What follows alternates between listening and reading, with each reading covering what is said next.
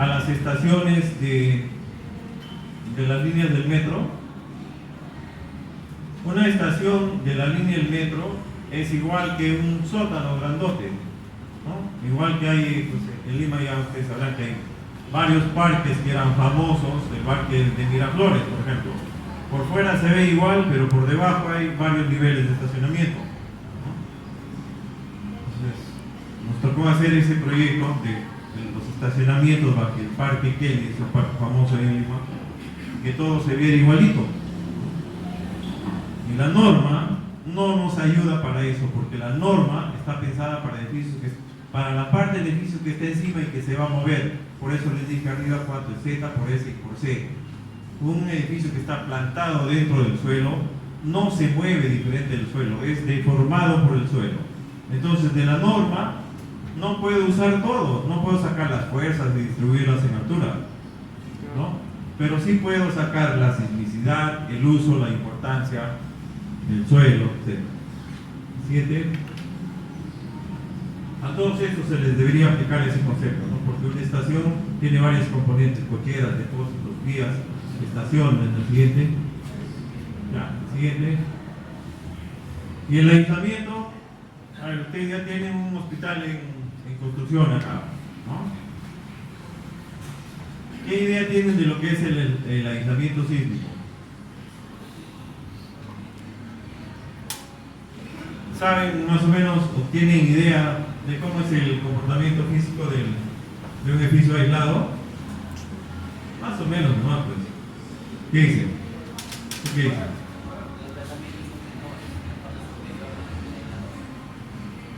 ¿Ya? ¿Quién tiene otra idea?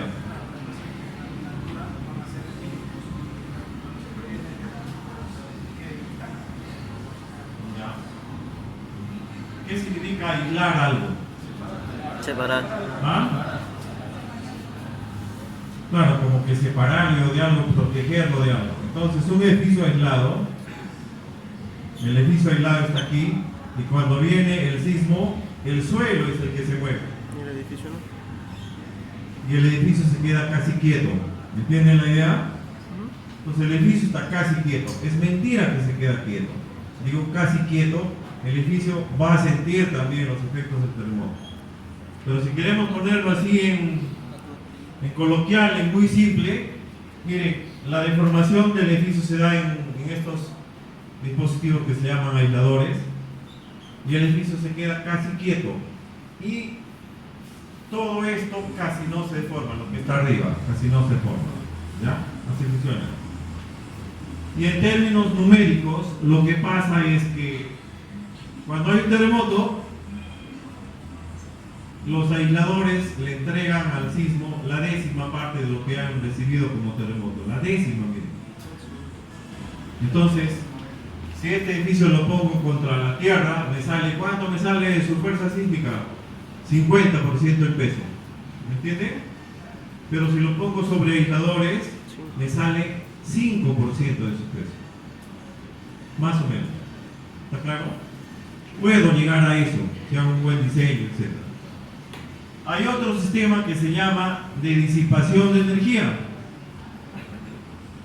que es bueno, pero no llega a los niveles de excelencia del aislamiento sísmico, no hay que confundirlo.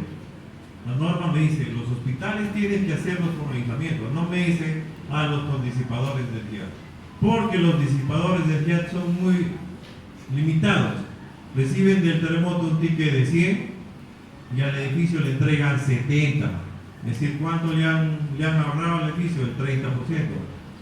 Mientras que el aislamiento le entrega 10, le ahorraba al edificio el 90% del sismo. ¿Ya? Entonces no hay término de comparación. Y nuestra norma obliga a que los hospitales importantes se hagan con aisladores. En la oficina hemos tenido la suerte de diseñar los 2 hospitales más grandes que están en plena construcción en Lima, que es una nueva torre del Instituto Nacional de Enfermedades Neoplásicas, que es un edificio de 9 pisos, un sótano y aislado, y luego 2 sótanos más. Y está el hospital de policía, que por la instrumentación que va a tener va a ser el más moderno y grande de la región. Esos edificios aislados solamente se han podido hacer aislados porque la norma lo decía, no porque la comunidad o la sociedad cree bueno hacerlo. Así somos, pues miren, ¿no? O sea, para que esos dos hospitales se hayan tenido que hacer con aislamiento sísmico, ha tenido que decirlo la ley. Y si no, no se sigue. En Chile no hay una ley que diga hay que hacer los hospitales aislados, que obligo a que lo hagas, ¿no? Simplemente todos se hacen y nadie se pregunta ni se cuestiona que si vale la pena o no vale la pena. Hay que hacerlo simplemente porque ellos tienen, en esta época en que nos ha tocado vivir a ustedes y a mí, pues ellos, los chilenos, tienen terremotos más frecuentes. No se sabe cómo va a ser después, de repente de acá a 20 años se invierte la cosa y aquí en el país estamos con más sismos fuertes, más seguidos que los que tienen ahí. Lo cierto es que estamos en la misma zona sísmica, debería tocarnos lo mismo en un promedio grande de tiempo, debería ser lo mismo. Y entonces ellos, como les ha caído los sismos más frecuentes, ellos ya saben que tienen que aislar sus edificios, no solamente aislan hospitales, aislan universidades, etcétera. Nuestro país ha tenido que entrar la ley con sangre, con norma, para que se aíslen los hospitales. Y por suerte muchos centros educativos en el país están ya aislando, ¿no? En la Universidad Católica tenemos edificios de 7 y hasta 11 pisos aislados, ¿no? Y algo que parecía imposible, ustedes saben de este sistema de vivienda que hay en el país, ¿no? Que son viviendas económicas que al final terminan construyéndose y vendiéndose a un precio bastante bueno, bastante atractivo. Hemos diseñado edificios hasta de 18 pisos en las zonas de departamentos caros. Ya está en plena construcción, dos edificios para mi vivienda, con lo cual estoy diciendo eso no es más caro, porque si no sería un negocio para alguien, no lo habría hecho, ¿no? Ya 2 veces seguidas en este año que se están haciendo edificios de mi vivienda, con lo cual les quiero decir, esto que está escrito en la ley como obligatorio para los hospitales, pues hay que usarlo lo más que se pueda. Es estupendo, tremendamente bueno. Ahí están los dos sistemas que les digo, a la izquierda el aislamiento y a la derecha los disipadores de energía. Siguiente. Lo siguiente. Estos son los sistemas estructurales, los sistemas de pórticos y los sistemas de muros. ¿Cuáles son los edificios que se caen en el mundo? ¿Ah? ¿Lo de pórticos o lo de muros? Lo de pórticos. Entonces no hay que hacer pórticos. Y la norma dice bien claro, oye, si vas a hacer un hospital, no lo puedes hacer de portiquito. ¿Y por qué? Bueno, hay muchas razones que recién se están entendiendo, pero la ingeniería sísmica llegó a esta conclusión no por métodos matemáticos, estadísticos, no por simple observación de lo que ha pasado en los terremotos. Los terremotos se han tumbado estos edificios. Y los que han sobrevivido son estos de muros. ¿Quiénes son los más dúctiles? Los que se deforman mucho más, ¿ah? Los pórticos. Y la ingeniería sísmica, durante buen trecho de su historia, le ha hecho mucha propaganda a la ductilidad. Y sigue siendo buena la ductilidad, lo que pasa es que no es suficiente que un edificio sea dúctil, porque la ductilidad no alcanza, pues. Es como si yo tuviera un préstamo de $100,000 y venía alguien me dice, te ayudo a pagar, ¿cuánto me da? $100. ¿No? Para $100,000, entonces no alcanza la ductilidad para garantizar sobrevivencia de edificaciones. ¿Qué hay que hacer? Hay que hacer estructuras rígidas y con mucha resistencia, que son las de muros.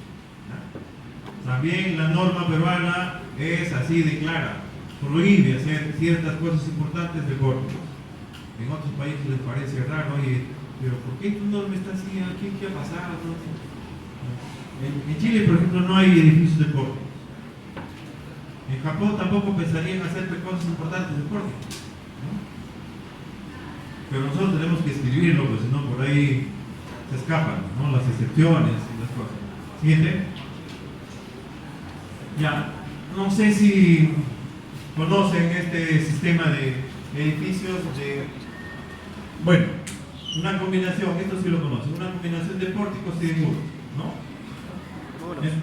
Es dual. Tengo que hacer esta distribución para ver cuánto se van las columnas y cuánto se van los pórticos. La siguiente, tengo que hacer este cálculo en la base. Y según eso digo si se trata de pórticos. ¿Cuánto es de pórticos? Cuando el 80% de la fuerza se fue a los pórticos. ¿Y cuándo es de muros? Cuando el 70 o más se fue a los muros. Y aquí están los iguales, ¿cierto? Ya, siguiente. Y esto, ¿los ubican? ¿Los conocen? ¿Ya hay por acá? No. Todavía no. No. Estos son como los anticuchos, ¿no? Que uno que va a la Quinta Avenida o a cualquier lugar de Europa y busca anticuchos. ¿Dónde vas a encontrar los anticuchos? En la tía de la esquina, ¿no? Qué difícil. Esto no lo va a encontrar en ninguna norma. Es decir, ni crean que lo va a encontrar ni la más pequeñita de las indicaciones en el ACI. Esto nació de la ingeniería peruana, del buen comportamiento que han tenido en los sismos peruanos, en los sismos de la región, los edificios de albañilería. Los edificios de albañilería, de puros muros de albañilería, se han comportado muy bien. Entonces dijeron, oye, mira, pero si en vez de hacer un muro de albañilería de 20, 25, mejor hago de concreto de 10 y le hiciste más. Y allí salió esta idea y se comenzaron a mandar pues todas las oficinas de ingeniería desordenadamente, y el colegio de ingenieros tuvo que apurarse a sacar una norma que regulara este tipo de edificios. Entonces ahora, este tipo de edificios, ¿cómo son? Mínimo 10 centímetros, en una zona de Colombia los hacen de 8. Bien, bravo, estamos colombianos, mitos de 8. Pero no en su zona de mayor sismicidad, pero hay una región donde se permiten muros de 8, 5, 7 pisos así. Y las losas también son de 10, ¿no? Y los muros tienen una sola malla y no tienen núcleo confinado, no tienen cabeza. Es decir, es como una lista de cosas que no se debe hacer según el ACI. No hay posibilidades de que un muro sísmico sea de 10, no existe. No hay posibilidades de que un muro no tenga extremos confinados, no existe, ¿no? Y entonces, ¿por qué lo hacemos? Primero, no vamos a creer que el ACI es la Biblia, pues. Y luego, en opinión de la ingeniería peruana, estos edificios son muy buenos, porque lo que se ve que es bueno contra sismos es la presencia de muros, de muchos muros, debidamente armados y calculados todos, pero ahí está. Entonces, digamos que esto es una peruanada, pues, de la cual nos sentimos bien, la colectividad de ingenieros. Le hemos hecho números, le hemos hecho reglas, y hay un cambio en esta versión de la norma. Siguiente. Ahora se permite hasta 8 pisos, ¿no? En la norma anterior se permitía hasta 7 pisos. Ajá. Entonces, como estamos todos alegres, entusiastas, le hemos subido un piso, ¿no? Y ahora ustedes dirán, ¿y qué estudios científicos han hecho para subirle un piso? ¿O qué estudios experimentales han hecho? No se ha hecho ningún estudio analítico fuerte, y experimentalmente se han roto unos 10 muros en la Católica y otros tantos en la U. ¿Qué rayos? Experimentalmente esa es toda la... Sin embargo, los edificios de albañilería que han pasado tremendos terremotos han tenido una ingeniería más rudimentaria todavía. Es decir, la gente comenzaba a hacer edificios de albañilería, luego salieron algunas recomendaciones de confinamientos, etc. Y esos edificios hechos así, con una ingeniería más bien de percepción que numérica, se han comportado extraordinariamente bien. No hay edificio en el mundo colapsado de muros de albañilería. Y en el mundo hay un solo edificio colapsado con muros de concreto. Y de estos no sabemos, porque todavía no tenemos terremotos grandes. Pero confiamos en que nos va a ir bien. ¿Qué rayos? Siguiente. Enter. Ya. Antes, la norma anterior, ¿qué cosa permitía? Permitía hacer los últimos 6 pisos con muritos de 10 y todo lo que está hacia abajo de manera convencional, es decir, mínimo 15. 15 es el mínimo, no me puedo bajar de 15, es un valor reconocido en la CI, etc. Este mix ya no se puede hacer, es decir, si tengo un edificio de 9 pisos, ya no puedo hacer ese cabeceo entre 10 y 15. Si tengo un edificio de 9 pisos, tengo que hacerlo todo íntegramente de 15. Hasta 8 puedo hacer todo de 10 o de 12, según como es el caso. ¿Ya? Bien. Bueno, estructuras de acero ya son muy pocas las que se hacen en el país. Realmente las estructuras de acero en nuestro país las usamos en centros comerciales y ahora que estamos haciendo la videna, la vida para los panamericanos que se vienen, son estructuras de acero. Pues, obviamente una de las estructuras que estamos diseñando es un velódromo, que es un techo de 120 por 130 metros, 5 columnas ahí, ¿no? Es la pista de las bicicletas. Ya, entonces las reglas para las estructuras de acero no se han perfilado mucho en esta norma, tienen casi nada, porque no tenemos muchas estructuras de acero en el país. La siguiente. Ya. La siguiente. Miren, si voy a hacer una estructura esencial A1 en la zona 4 y 3 tengo que usar aislamiento sísmico, eso ya lo comentamos, ¿no? Pero si me voy a la zona 1 y 2, bueno, puedo usar este otro tipo de sistemas. ¿Qué cosa puedo usar? Estructuras de concreto, sistema dual, muros de concreto armado, no dice pórticos.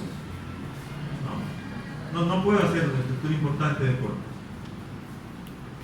Albañilería armada combinada, por supuesto, sí, que sí puedo hacer. Puedo hacer un hospital de albañilería armada y combinada, sí puedo hacerlo. El problema es que en los hospitales lo que necesitan son ambientes que se pueden modificar. Un hospital vive 50 años, 70 años, hay hospitales que tienen más de 100 años en países pobres, pues nosotros los hacemos durar como los zapatos, lo más que podemos, ¿no?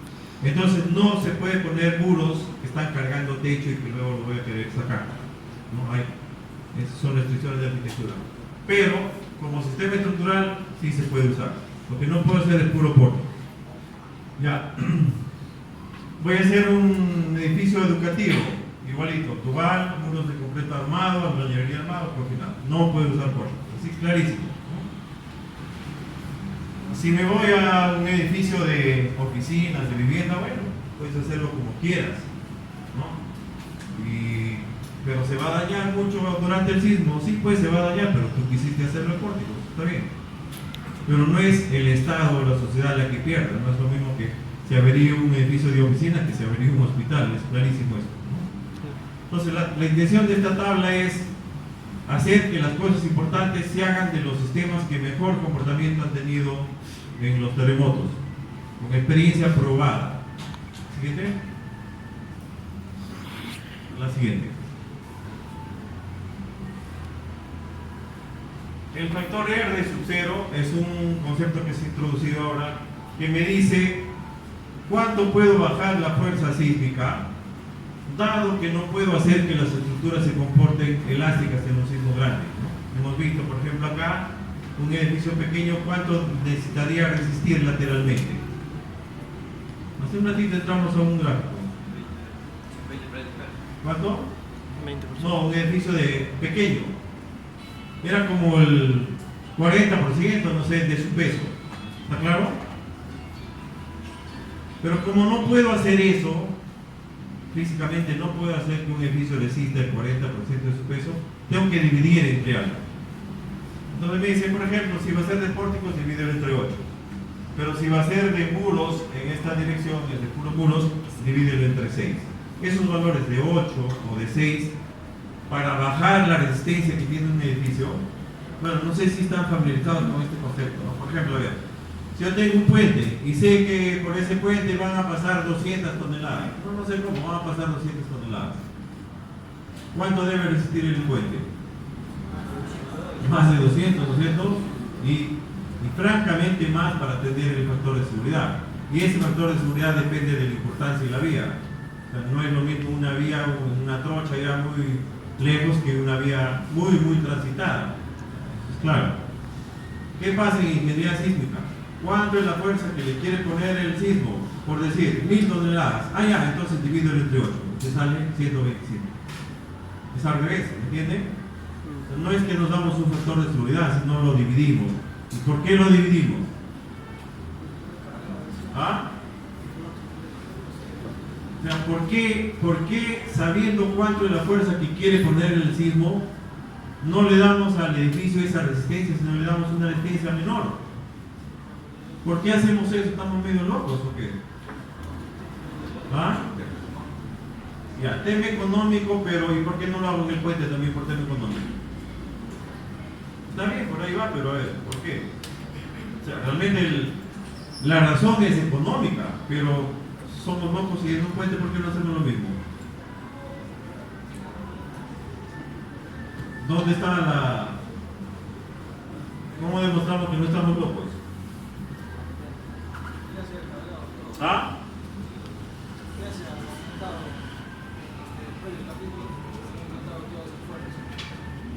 ¿Ya? A ver, ¿quién tiene otra idea? La pregunta que le estoy haciendo es ¿por qué, si sé la carga que va a pasar por un puente, hago que el puente resista más peso? ¿No? Pero si sé cuál es la fuerza que va a actuar sobre un edificio, hago que el edificio resista menos que esa fuerza. ¿Por qué hacemos eso? ¿Ah? Bueno, no, pues ya yo hago todos mis cálculos y digo, el sismo le quiere poner 1000 toneladas a mi edificio. Y digo, no, le voy a dar el gusto al sismo. Lo voy a diseñar dividiendo entre 8, por ejemplo. Entre 8 me sale 125, ¿no? ¿Por qué? ¿Por qué hago eso? ¿Ah? ¿Por qué? ¿Eh?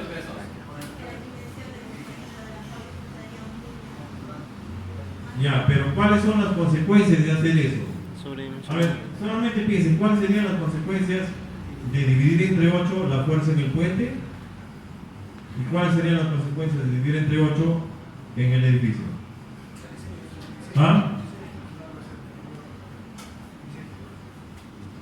Cuando yo divido entre 8 la fuerza que va a cargar un puente, estoy totalmente loco, porque si hago un puente es para que pase algo, ¿no es cierto? Entonces, a la hora que pase esa carga, el puente se va a ir abajo. Cuando yo diseño un edificio y divido entre 8 la fuerza, digo, bueno, este es por si acaso venga el sismo de 500 años, pero mi edificio va a vivir 50 años, entonces de repente nunca viene el sismo, ¿no? Y si viene, tengo un mecanismo para que el edificio se dañe, se haga puré, se haga inservible, después se demuela, pero que no mate a la gente. Ese mecanismo se llama, es una mezcla de lo que se llama resiliencia, es un concepto nuevo en ingeniería, pero que el de ductilidad sí lo entiende claro. La ductilidad es la capacidad de un edificio de deformarse mientras se va dañando. Mientras se daña, se sigue deformando, pero no se cae. Esa es la ductilidad. Entonces, ¿por qué nos permitimos hacerle el cuentazo al sismo de dividir entre 8? ¿Por qué? Porque le decimos al sismo, oye, de repente no vienes y me has hecho gastar plata por gusto. Eso no puedo decir en un puente. Yo no puedo decir, no, y si no vienen las cargas de 200 dividido entre 8, no, pues sería una locura. Entonces, esa es una decisión de ingeniería. ¿Cuándo nos la jugamos en ingeniería sísmica? Y nos la jugamos con 10% de probabilidad de excedencia. Es decir, cualquier obra que se diseña con un libreto de ingeniería, con una norma de ingeniería, tiene 10% de probabilidades de que le pesque el sismo con el cual ha sido diseñado. Entonces, bueno, si viene ese sismo, la estructura no se va a caer. La estructura puede quedar totalmente dañada, inutilizada, sí, pero no se va a caer. Esa es la intención de la ingeniería. Entonces, acuérdense que en ingeniería sísmica se divide, no se amplifican las cargas, ¿no? Entonces, la siguiente, por favor. Esos valores por los que se divide están acá. Concreto armado, pórticos dividido entre 8. Muros estructurales dividido entre 6. Si es que el edificio es perfecto. Pero si el edificio no es perfecto, siguiente, tengo que considerar estos reductores de los R sub 0. Es decir, estos son reductores para que cuando yo multiplique por el R sub 0 me salga un valor menor. A ver, imagínense que el IA sale 0.8. Entonces, si hago un edificio de pórticos, ¿cuánto vale el IR de subsuelo para el edificio de pórticos? 8. Y le detecto que el IA es 0.7. Entonces, ¿en cuánto se transforma ese 8? .56. ¿Ah? 5.6. 8 por 7, 5.6. Y ya no voy a dividir entre 8, sino solamente entre 5.6. ¿Me entienden? ¿Ya? Entonces, ¿de dónde van a salir estos reductores? De analizar las irregularidades que tiene el edificio. Siguiente. El piso blando. Si yo detecto que tengo un piso blando, entonces tengo que reducir a 0.75. La siguiente. Si yo detecto que tengo piso blando extremo, se va a la mitad. Entonces, ¿qué significa si en vez de dividir entre 8, ahora divido solamente entre 4? ¿Qué cosa me va a salir más grande? La fuerza sísmica, ¿no es cierto? Tengo que hacer al edificio más robusto. Es decir, si tengo un edificio que tiene pues esta irregularidad extrema, me va a salir, me va a costar el doble de fuerza que otro que es regular. ¿Ya? Entonces hay valores según las irregularidades. La siguiente. Vamos a ver las figuritas. Ahí están los valores. Este es lo peor que puede tener un edificio. Es decir, este es el causante de los desplomes de un gran porcentaje de los edificios en el mundo. Algunos dicen que es más del 90% de los edificios que se han caído en el mundo han tenido este problema, más del 70%. ¿Ya? ¿Cómo son estos edificios? Toda la deformación, lo que se mueve en la azotea, prácticamente está concentrada acá. Entonces, esto se daña y lo de arriba queda sin daño. Eso se llama piso blando. Realmente el nombre debería ser entrepiso blando, entre dos pisos. ¿No? El entrepiso es el que es blando. Sin embargo, ya es un nombre aceptado, siempre se denomina así. Y puede ser porque le puse una placa sobre dos columnas, una salvajada así, no sé qué me pasó y le puse placa sobre dos columnas. O puede ser que este efecto sea causado por la bañilería que está encima, ¿no? A veces hay edificios de pórticos todos igualitos en toda la altura y por la tabiquería que aparece en el segundo piso para arriba se forma este fenómeno de piso blando. Lo siguiente. Ya, ¿cómo se calcula? Tengo las fuerzas cortantes en cada piso y tengo los desplazamientos de cada entrepiso, ¿no? Fuerzas cortantes de entrepiso y hago esta división. Fuerza cortante de entrepiso entre el desplazamiento de entrepiso. A eso se llama rigidez lateral. ¿Ya? Y si veo que el piso que está acá tiene una rigidez menor que el 70% del piso inmediato, entonces digo ya hay piso blando. O si veo que esta rigidez de este piso acá es menor que el 80% del promedio de los que están encima, entonces digo también es piso blando. ¿Ya? ¿Y qué hago sabiendo que es piso blando? Entonces me reservo este valor. ¿Y cuándo es extremo? Cuando está por debajo del 60% del que está encima. No 70 sino 60. Se llama extremo. Y este valor me lo reservo como 0,5. Lo importante es que la norma no me va a dejar hacer edificios que tienen este problema en zonas sísmicas fuertes. Ya, eso lo vamos a ver a continuación.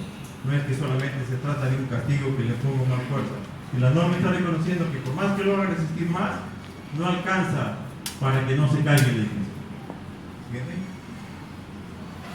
Cuando la masa se concentra en algunos pisos, como acá, hay que tener en cuenta esto. Adelante. Cuando la estructura del edificio se reduce en la altura, siguiente. Este es un problema que se vio en Chile en el terremoto del 2010 y también se ha visto en muchas zonas de Estados Unidos. Es un problema asociado a la arquitectura. Los estacionamientos, en un edificio de oficinas o de viviendas, los estacionamientos están en los sótanos.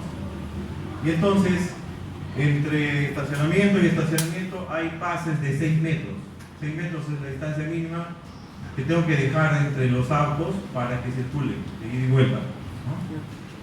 Entonces, abajo tengo 6 metros de aquí hasta acá. Y luego que paso del nivel 0, ya comienzan los pisos ahí arriba, Ya no tengo pasadizos por donde circula la gente para irse a su departamento de 6 metros, sino esos que salen de 2 metros o algo así.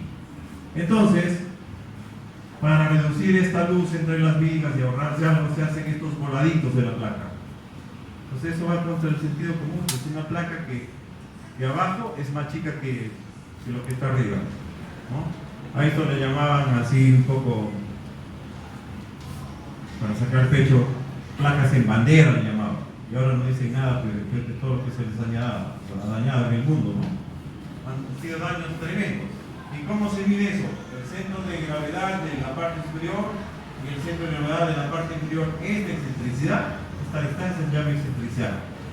Eso debe estar limitado a 0,25. La siguiente. La torsión es la segunda causante del colapso de edificios en el mundo. Algunos dicen que va entre el 30 y 40% de los edificios que se han caído han sido por problemas de torsión. Pero un edificio, cuando viene un sismo, no tiene por qué hacer esto, proceso, ¿no? El edificio se mueve así, o se mueve por la diagonal, pero no es que se fuerce como un acordeón. Eso es tremendamente dañino. Entonces, si detecto que un edificio tiene problemas de torsión, 0,75. Y si hay torsión extrema, 0,6. La siguiente, esquinas entrantes, la siguiente. Ya. Esa es una esquina entrante. Cuando esta entrada es importante, entonces tengo que comparar B con este B grande, este A con esta A grande. Y en simultáneo, si es más del 20%, entonces sí digo es esquina entrante. Siguiente. Cuando hay esquinas grandes se produce este fenómeno de aleteo en los edificios. Y este aleteo es tremendamente dañino. Siguiente. Ya no se hacen edificios como este. Este es un edificio tremendamente dañado, inservible en el terremoto de 1985 en el Distrito Federal de México. Porque se pensaba que las computadoras lo decían todo y haciendo un modelo sofisticado, elementos finitos, etc., podía saber qué es lo que va a suceder. Y la verdad, cada vez estamos más convencidos que los modelos son una guía, pero que hay muchísimo por aprender y por estudiar todavía. Pues miren los daños concentrados en esta zona, ¿no? Cada parte comenzó a aletear por su lado, daños muy fuertes. Siguiente. Siguiente. Este es Toledo y Bush, ¿no? Esta es una foto que ganó un Pulitzer. Pero no es que estén tratando de bailar el vals de la Concordia ni nada por el estilo, sino es algo así como sigue usted, ¿no? La siguiente. Esto es para mostrarles que los edificios que tienen estas esquinas entrantes están formados por dos bloques. Es imposible que los dos bloques se pongan de acuerdo y se muevan juntitos. Eso es lo único que no va a pasar. Cada bloque se va a mover por su lado y esta zona de conexión entre los dos bloques se va a hacer puré, ¿no? Eso es lo que se ve. Es decir, no se ha visto todavía al revés. No se ha visto que no haya daños en este tipo de casos. ¿Por qué? Pues simple, pues es imposible que vibren con el mismo periodo, que salgan disparados vibrando los dos puntitos. Es imposible. Aquí se va a mover por su lado. Siguiente. Entonces ahí tienen una esquina entrante. Esta no es esquina entrante porque esto es la décima parte de la dimensión. Acá sí, esto es más del 20% de esta dimensión, entonces sí es irregular. Siguiente. Ya hay que ver también si hay aberturas, inclinaciones en los diafragmas y todo esto hace que, digamos, tengo una irregularidad de diafragma y el IP, la P es de irregularidad en planta y la A era en anchura, es 0,85. Siguiente. Ya, la siguiente. Entonces, les decía que la torsión es una de las causas más fuertes del colapso de edificios. En la norma anterior había un error bastante fuerte, ¿no? Que medía la torsión de otra manera. Ya, eso ya se corrigió. Ahora, ¿cómo se debe medir la torsión? Para saber que tengo o no torsión, tengo que saber el desplazamiento en este extremo y en este extremo. Y luego sacar el promedio. El promedio es lo que se movería un punto que está al centro de los dos. Más o menos lo entienden, ¿no? Ese punto que está como que al centro de los dos, es esto que se llama promedio, lo tengo que comparar contra el que más se mueve. El máximo entre el promedio, si es más de 1,3, entonces digo ya hay problemas de torsión. Es decir, si el máximo se mueve más del 30% que el promedio, entonces ya hay torsión. Y cuando se mueve más de 1.5 veces, eso se llama torsión extrema. Así como hay piso blando extremo, también hay torsión extrema. Siguiente. Siguiente. ¿Para qué me dice la norma? Mira, vas a hacer un edificio A1 y A2. ¿Recuerdan quiénes son los A1 y A2? Los esenciales, ¿no es cierto? Ya. Entonces, en las zonas 4, 3 y 2, donde estamos ahora reunidos, no se permite ninguna irregularidad. Vas a hacer un colegio, por más chiquito que sea el colegio, tienes que hacerlo sin irregularidades. Oye, pero tiene este poquito de irregularidad. No, ninguna. ¿No? Ese es el espíritu de la norma. Pero si te vas a la zona 1 de la selva profunda, entonces bueno, ya pues te permito las irregularidades, pero no las extremas, que no te pase también. Puede tener su piso blando, sí. Puede tener su torsión, sí, pero que no sean extremos. Y vamos al último de la tabla. Categoría C. ¿Qué es categoría C? ¿Te acuerdas, no? ¿Qué es C? Vivienda, oficinas, por ejemplo. Entonces me dice, mira, en las zonas fuertes de terremotos en el Perú no se permiten irregularidades extremas. Está bien que sea, si quieres, tu edificio de vivienda o tu edificio de oficinas, no puedes tener torsión extrema ni piso blando extremo, no puedes. ¿No? Pero si te vas a la zona 1 de nuevo, pues ya no tienes restricciones de nada. ¿Ok? Miren, esto está manejado de una manera similar en los códigos americanos, ¿no? Pero el concepto es el mismo, es decir, si hago una cosa importante en una zona sísmica fuerte, no se permiten irregularidades. ¿No? Si ya la zona sísmica es menor, hay menos sismos, es decir, estamos en la selva, pues en el caso de Estados Unidos estamos a la derecha del mapa, entonces, bueno, en Miami no hay terremotos, pues ya pues pueden permitir las irregularidades. Porque no hay sismos, entonces no tiene efecto alguno. Siguiente. Miren esos muros en la figura superior. Es un edificio de 7 pisos y esos son los muros del segundo piso al séptimo piso. ¿Ya? ¿Ven ustedes? Al centro hay un gran muro. ¿Ven este muro? ¿Sí? Y ese muro, y aquí están los muros del primer piso. ¿Dónde cae ese muro que tiene 6 pisos? Segundo, tercero, cuarto, quinto y séptimo. Ese murazo de 6, ¿dónde cae? Por acá, ¿no es cierto? Ya, la siguiente vamos a ver la foto del edificio. Ahí está el edificio. Ese muro que estamos hablando está por acá. La siguiente, foto, ahí está. Ahí está la calle, ¿ven? Y ese murazo está por acá. Entonces, este es un edificio de utilidad limitada, con muritos delgaditos. Y eso de 12. Con una irregularidad, pero tremenda. Es decir, estoy yéndome contra el sentido común más elemental. Oye, ¿cómo vas a poner sobre una viga un muro pues, de 7 pisos? ¿No? O sea, cuando venga el terremoto, ¿quién se va a dañar? ¿El muro o la viga? La viga, por lo cierto, no tengo que pensarlo ni hacer números. Esto estaba permitido en el código anterior.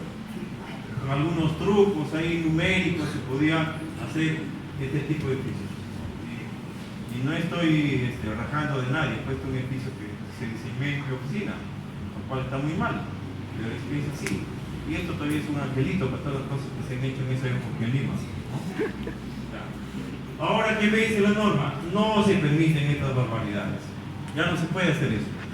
No puedo tener lo que se llama el sistema de transferencia. La transferencia, yo tengo un muro de 6 pisos, como he dicho, ¿no? Ese muro se va a hacer así durante el sismo y va a ser como una cuchilla que va a estar cortando estas vigas por ahí, ¿no? Estas vigas se llamaban el sistema de transferencia. Y hablando en escala, en otros países, de habla inglesa le llaman el sistema transfer, ¿no? ¿Qué es un sistema de transferencia? Pues bueno, abajo tengo tiendas, escaparates, avenidas carísimas en el mundo, y arriba tengo departamentos. Entonces, de las vigas nacen columnas, nacen placas, y pues bueno, pues estoy en Nueva York, no hay terremotos, entonces no podemos comparar las cosas. O en Brasilia, ¿no? Hagan lo que quieran, o sea, la ingeniería de esos países es muy diferente, o de esas zonas del mundo es diferente a la nuestra. Si nosotros no queremos comparar con otros países en su zona de sismo, por ejemplo la zona de California en Estados Unidos, no van a hacer esas cosas. En la otra costa de Estados Unidos sí hacen de todo, pero no es justificación para que nosotros lo hagamos. Entonces, esto ya está prohibido. Y es increíble, pero así somos, que hay ingenieros que han puesto el grito en el cielo de que cómo pueden coaptar la libertad de la ingeniería, ¿no?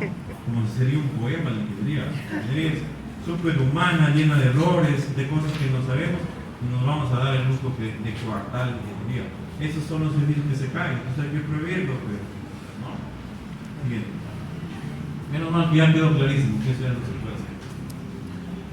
Ya, eso ya lo comentamos, sistemas de elementos, sigamos nomás. Ya, el análisis estructural también lo vamos a pasar rapidito. Sigue. Ya, las estructuras tienen que ser, yo tengo que saber si mi estructura es regular o irregular. ¿Por qué? Porque de eso depende cuál es la fuerza con la que voy a diseñar, cuál es el método que puedo usar o no. Por ejemplo, el método estático, que es muy bueno, tiene su límite, creo que es hasta 5 pisos más, no puedo usar el método estático, pero puede tener un edificio de 3 pisos, que es irregular, no puedo usar el método estático. ¿Ya? Entonces, para eso tengo que saber. La siguiente. Esto ya lo han visto, pues siempre se ve. Tengo que hacer modelos de computación con 3 grados de libertad, si es que esta es una losa maciza, una losa aligerado, que coge todas las vigas y columnas y las mueve parejitas. Si tengo 2 puntos acá, cualquiera que tomo en este diafragma, durante, antes y después del terremoto, la distancia entre esos 2 puntos sigue siendo igual. Eso se llama diafragma. La siguiente. Si el techo, como en muchos países, el último techo, varios países, es aligerado, es de madera, por razones técnicas, acústicas, lo que fuera, el último techo lo hacen liviano. Entonces ahí yo no puedo considerar un diafragma si no tengo que poner la fuerza en proporción al área. Cuando viene un terremoto, a ver, ¿cuál es la probabilidad de que cuando viene un terremoto? No, sin terremoto, les voy a hacer una pregunta. Yo construyo un edificio que va a vivir 50 años. ¿Cuál es la probabilidad de que cada metro cuadrado del edificio esté con la sobrecarga llena en algún instante del edificio? Basta que me digan un instante, miren, tal fecha estuvo completamente lleno. ¿De qué era el edificio? De estacionamientos, todos los metros cuadrados estuvieron con 250. O este era de oficinas, entonces 200, 250, etc. ¿Cuál es la probabilidad de que suceda eso? Cero, ¿no es cierto? Es imposible encontrar todos los metros cuadrados de un edificio cargados en simultáneo. Por eso es que, independientemente del tema de sismo, las normas me permiten reducir la carga viva. Si tengo una viga que carga pues un techo de 9, 10 metros y por una longitud de viga de 8, estamos hablando de 60, 70 metros cuadrados de área que se apoye en ese techo, en esa viga, inclusive en esa viga toda su área tributaria no va a estar cargada y las normas, la 020 peruana, me permite reducir, ¿no? En el caso de sismos, yo no voy a pensar que cuando venga el sismo, que es un suceso extremadamente extraño, les dije cuál es la probabilidad de que se presente durante la vida de un edificio, un sismo grande, 10%, ¿no? ¿Cuál es la probabilidad de que en ese instante que se presente el sismo esté todo cargado? 0, es imposible, ¿no? Entonces, según el tipo de edificio, me dicen, esta es la carga que vas a considerar. El edificio de oficinas, viviendas, piensa que durante el terremoto grande extremo vas a tener solamente el 25% de tu carga viva.